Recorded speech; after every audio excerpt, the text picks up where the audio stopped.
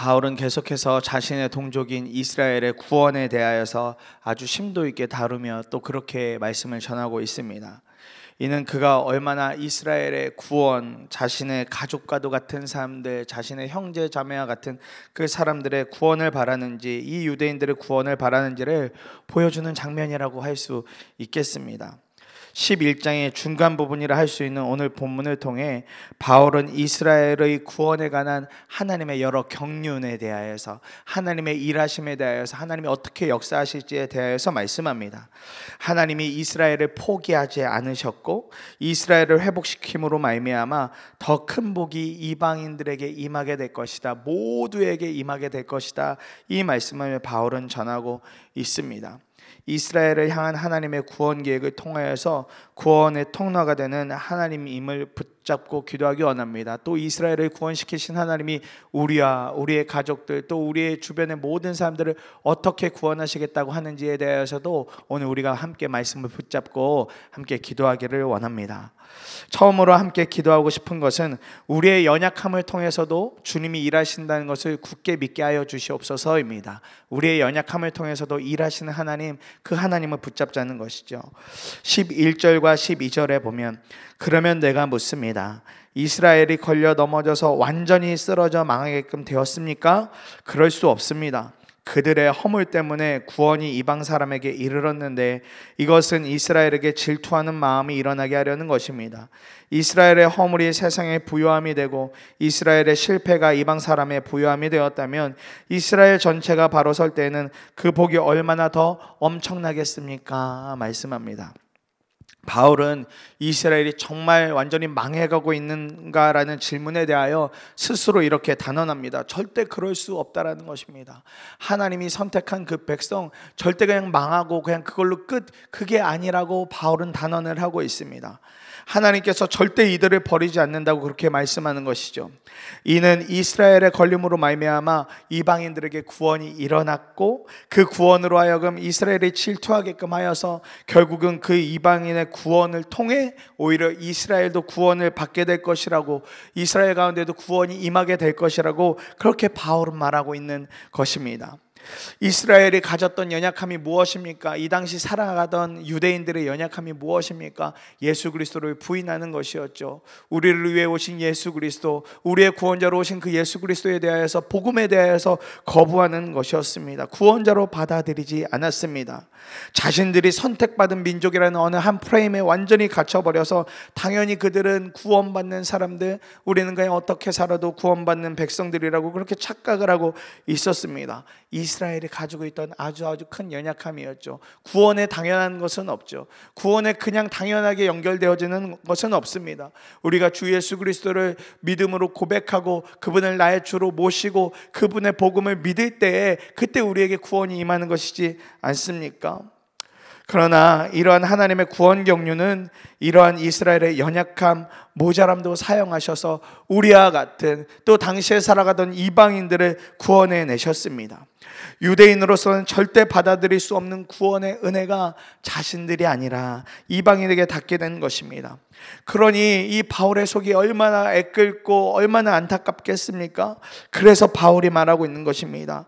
이스라엘이 가진 그 허물로 세상이 부요해지고 이스라엘의 실패가 이방 사람의 부요가 되었다면 그 이스라엘이 진짜 똑바로 서게 될 때, 그 이스라엘이 정말 믿음을 갖게 될 때, 그 하나님 앞에 서게 될 때는 얼마나 많은 복, 얼마나 많은 은혜가 세상 가운데 두루 퍼지게 되어지게 되겠느냐. 실패했던 그 사람, 연약했던 그 사람이 믿음을 갖게 되었을 때 얼마나 놀라운 은혜가 온 땅을 덮게 되겠느냐라고 그렇게 바울이 말하고 있는 것입니다. 우리는 때때로 연약하던 사람, 절대 주님을 찾지 않을 것 같던 사람이 하나님께 돌아오는 일을 통해서 하나님의 진짜 살아계심을 경험하게 되죠. 저 사람 정말 예수 믿지 않을 것 같은데 저런 사람이 예수께로 돌아올 수 있을까라고 싶은 그 사람이 복음을 영접하고 예수 그리스도를 믿고 그렇게 돌아오게 되는 일을 통해서 우리는 하나님의 살아계심을 경험하게 될 때가 있습니다. 특히 그 통로 중에는 어떤 실패와 넘어짐, 때로는 큰 아픔을 경험하다가 돌아오는 경우들도 있죠. 우리가 구원의 문제를 놓고 기도하면서 늘 마음에 쓰이는 사람들이 있습니다. 믿지 않는 아주 가까운 가족들, 혹은 믿음이 연약한 가족들, 교회는 같이 나오지만 아직 믿음이 온전하지 않아서 그냥 믿음이 연약한 채로 나오는 가족들을 볼 때 큰 안타까움이 있습니다. 그런데 이런 사람들을 위해서 하나님은 때때로 우리를 더 연약하게 하시고, 그 연약함 속에서 주님을 붙잡고 사는 그 모습을 통해서 놀라운 구원의 통로로 우리를 사용해 주시기도 한다는 것입니다. 때때로 나의 연약한 모습, 나의 모자란 모습을 통해서도 말이죠. 최근에 책 하나를 이렇게 우연히 서점에 가서 보게 되었는데, 나는 주님의 것이라는 책 한 권을 이렇게 잠깐 좀 보게 되었습니다. 이 책에 쓰신 분이 천정은이라는 자매님이세요. 2012년도 이 자매님의 나이로서는 20대 중반의 나이일 때 갑작스럽지만 유방암 말기라는 진단을 받게 됩니다. 종양이 너무 커서 수술은 할 수도 없고 그냥 뭐 항암을 좀 해보다가 그 종양이 좀 줄어들면 수술을 좀 시도해 볼 수 있는 정도, 20대 중반 가장 자매로서는 꽃다운 나이라고 흔히들 말하는 그 나이에 엄청난 어려움을 당하게 된 것이죠. 이때까지 교회도 다니지 않고 그냥 음악을 전공했기 때문에 그냥 그 음악 하나 하는 거, 그거 말고는 할 줄 아는 것도 아무것도 없던 그런 여자 자매였었습니다. 이때 주변에서 이 모습을 본 안타까운 주변 사람들이 이제 자매에게 막 권면하기 시작했어요. 특별히 교회를 다니고 있던 주변 사람들이 교회라도 한번 가보자, 교회라도 한번 가보자, 병원에서 그렇게 안 된다고 했으면 우리 교회라도 가서 한번 교회 다니고 기도도 좀 받아보고 하자. 자매 마음이 그 젊은 나이에 어려움을 당하니까 얼마나 간절해집니까? 그 전까지는 복음을 전해도 전혀 반응도 없던 자매가 그런 여러 권유들에 못 이기듯이 교회를 따라 나가게 됩니다. 그러고 교회를 따라 나갔는데 정말 이제 그때부터는 말씀이 귓가에 들려오는 거죠. 생명에 대한 말씀, 은혜에 대한 말씀, 또 주변에서 기도한다는 것을 알게 되면서 이 자매가 복음을 받아들이기로 그렇게 결정을 합니다.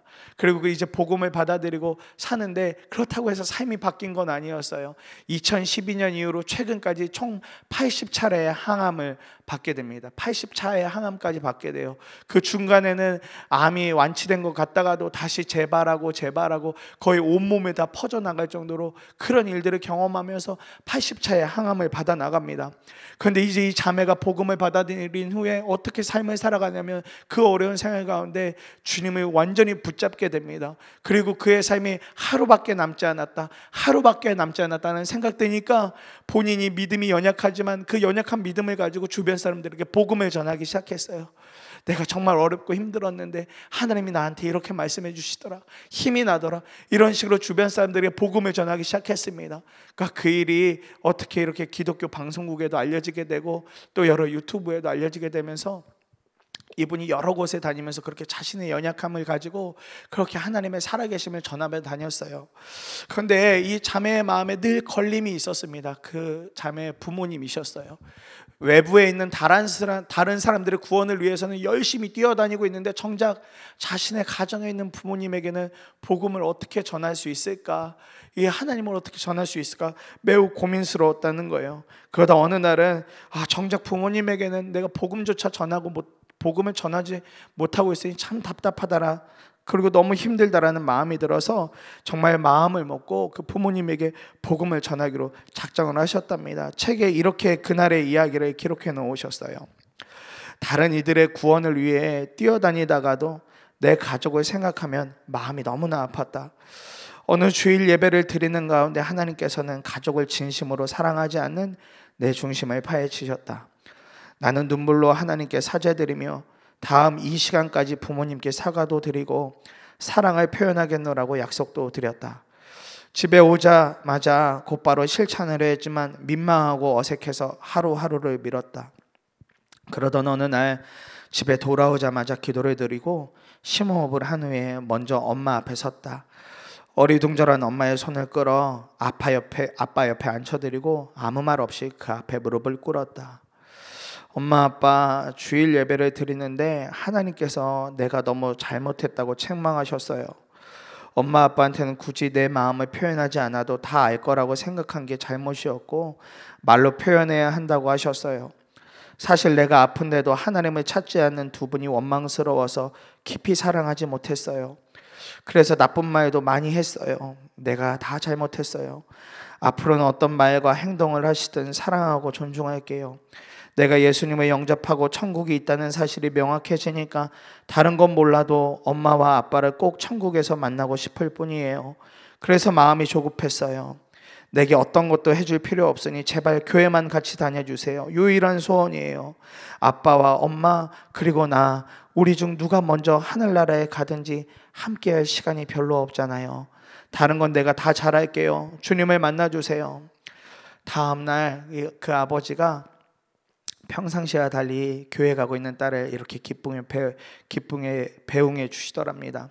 그리고 집을 나서는데 이 자매의 마음이 이제 그제서야 좀 기쁘고 홀가분한 마음이 들었대요. 마치 마음에 이 채증이 확 가라앉는 것 같은 그런 기분이 드시더랍니다.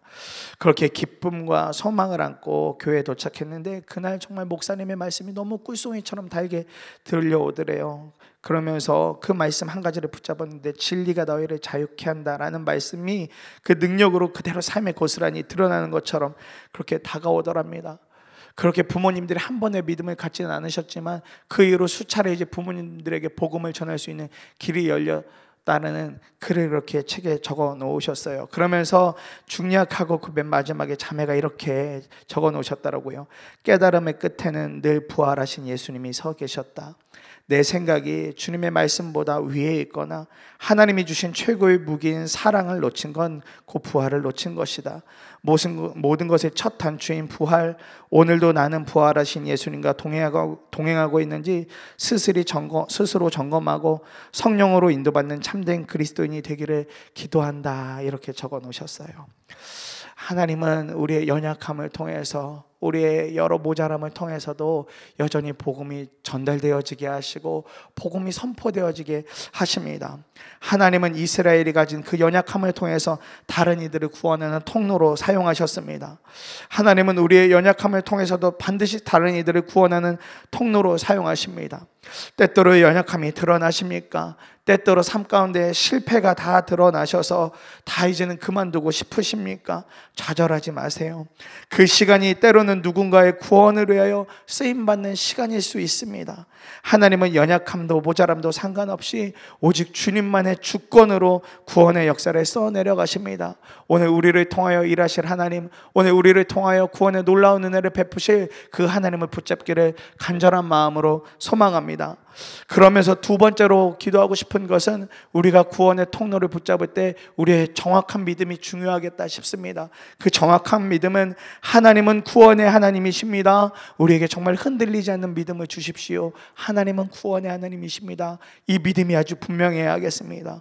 23절 24절에 그러나 믿지 않았던 탓으로 잘려나갔던 가지들이 믿게 되면 그 가지들도 접붙임을 받게 될 것입니다. 하나님께서는 그들을 다시 접붙이실 수 있습니다. 그대가 본래 돌 올리브 나무에서 잘려서 그 본성을 거슬러 참 올리브 나무에 접붙임을 받았다면 본래 붙어있던 이 가지들이 제 나무에 다시 접붙임을 받는 것이야 얼마나 더 쉬운 일이겠습니까? 말씀합니다. 사도 바울은 감람나무의 비유를 통해서 이스라엘이 꺾이고 이방인이 접붙이게 된 사실에 대하여 전합니다. 그 핵심에 이스라엘이 꺾인 것은 믿지 않음 때문이라고 말합니다. 믿지 않았다, 믿음이 없었다. 그 반면에 이방인이 접붙임을 받은 것은 저들이 믿었기 때문에, 믿음이 있었기 때문에 그렇게 구원을 받은 것이다, 접붙임을 받은 것이다 말씀합니다. 그러면서 이방인들에게는 한 가지의 경고를 하시죠. 이 일에 대하여서, 하나님의 구원에 대하여서 교만하지도 말고 오히려 그 일에 대해서 두려워하라고 합니다. 그러면서 사도 바울이 감람나무의 또 비유를 가지고 이스라엘 회복도 선언합니다. 이스라엘이 다시금 믿음을 갖게 되면 회복이 될 것이라고, 저들이 믿게만 되면 다시 일어나게 될 것이라고 말합니다. 더불어 한 가지 더 그 일을 하실 수 있는 분이 하나님이라고 그렇게 전합니다. 하나님의 능력이 다시금 이스라엘의 접붙임이라는 회복으로 이끄실 것이라고 바울은 믿고 있습니다. 이방인도 구원하신 하나님이 이스라엘을 구원하는 일은 오히려 더 쉬운 일이 될 것이다. 나를 믿었던 그 백성들이 다시 한 번 더 구원을 받게 되는 것, 은혜를 받게 되는 것, 놀라운 믿음 가운데로 나아가게 되는 것은 더 쉬운 일이 될 것이라고 말을 하고 있습니다. 우리가 신앙생활 하다 보면 어느 순간 마음에 시험이 오고, 때로는 어려움이 오고, 마음이 느슨해지고, 때로는 세상에 어떤 재미를 느끼게 되면 하나님을 한없이 떠나고 싶은 유혹들이 있죠. 또 때로는 그런 일이 우리 삶 가운데 벌어지기도 합니다. 우리가 가지고 있는 연약함이죠. 그러다 보면 교회 오는 것이 자연스럽게 느슨해지기도 하고, 어느 순간 하나님에 대하여, 구원에 대하여 부정적인 마음이 일어날 때가 있습니다. 믿지를 못하는 것이죠. 믿어지지가 않는 것이죠. 믿음이 다 연약해지고 흔들려져 버렸으니까요. 마치 이스라엘처럼 말이죠. 아무리 복음의 말씀이 전하여져도 그 마음이 완고해지고 스스로 그런 것들을 부인하면 우리는 잘려나간 가지처럼 일순간에 하나님을 떠난 삶을 살게 되어집니다. 하나님을 떠난 채로 한동안 그렇게 삶을 살아가게 되어집니다. 제가 초등학교를 다닐 때까지 꽤 열심히 교회를 다녔었습니다. 성실하게 나갔었어요.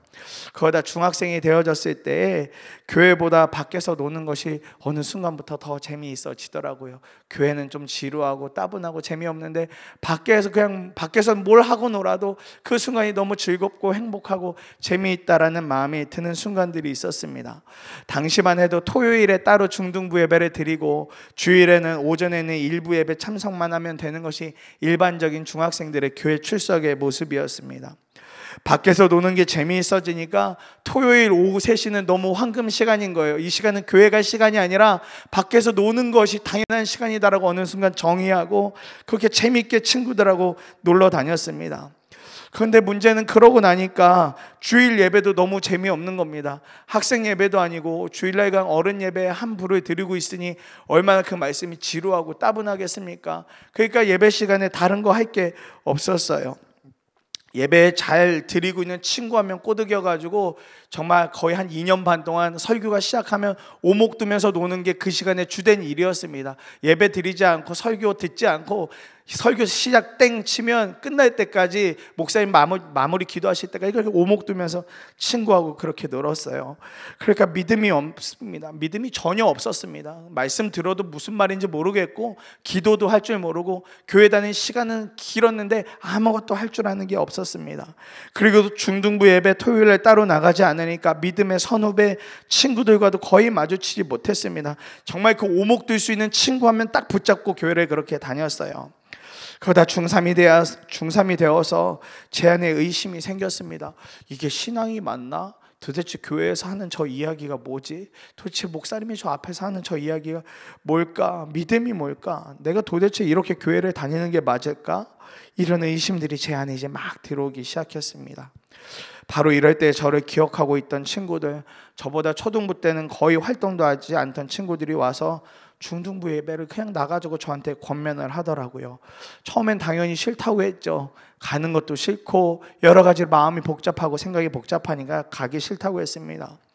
그런데 마침 그때 다른 교회랑 체육대회 할 건데 나와 보라는 거예요. 제가 다른 건 몰라도 운동하는 거 좋아하니까 그냥 따라 나갔습니다. 그랬더니 그날 담당하던 전도사님 또 선생님들이 너무 좋아하시는 거예요. 그때까지 살아가면서 경험할 수 없었던 큰 환대를 그분들에게 처음 받아보았을 정도로요. 그러니까 어떡합니까? 다음 주부터 토요일 예배를 그냥 억지로 나가기 시작했어요. 얼떨결에 약속하고 그냥 나가기 시작했어요. 그리고 나서 조금씩 교회 모임들을 찾아다녔습니다. 점차 그러면서 열심을 내기 시작했고 고2 때 여름 수련회를 통해서 처음 주님을 만나면서 구원에 대한 의심, 하나님에 대한 의심을 완전히 다 거두고 주님을 그 후로부터는 온전히 사랑하게 되어지는 은혜를 누리게 되었습니다. 제가 잘려나갔던 가지나 다름없던 사람이었어요. 하나님에 대한 구원을 의심하고 믿음이 사라지고 그냥 완전히 잘려져서 생명력이 없는 채로 그렇게 살던 사람이었습니다. 그런데 하나님은 끝까지 포기하지 않고 저에게 구원이라는 은혜를 깨닫게 해주시고 정말 그렇게 구원의 은혜를 베풀어 주셨습니다. 고2 이후로는 한 번도 구원에 대해서 의심해 본 적이 없는 것 같아요. 신학생이었어서 사역을 해서가 아니라 그저 한 번도 구원에 대해서 하나님이 나와 같은 이 존재를 구원해 주신 일에 대해서 한 번도 고민해 보지 않았던 것 같아요. 우리도 때때로 구원에 대하여 고민하게 되고 내 연약함이 구원을 가리지 않을까 낙심을 하게 되기도 합니다. 그러나 오늘 말씀을 통해서 주님은 반드시 잘라낸 가지도 다시 접붙이실 수 있는 구원의 하나님이심을 말씀하고 있습니다. 순전히 하나님의 능력으로 그 일을 하신다고 말씀하고 계십니다. 그러니 때로는 연약함이 있고 모자람이 있어도 다 주님께 간절히 맡기는 믿음이 생기기를, 또 믿음의 회복이 있기를 기도하면 하나님은 우리가 잘라낸 가지와 같은 인생이어도 다시 접붙이심으로 말미암아 놀라운 생명을 누리게 해주실 줄 믿습니다. 하나님이 주권적으로 그 일을 저와 여러분들에게 해주실 줄 믿습니다.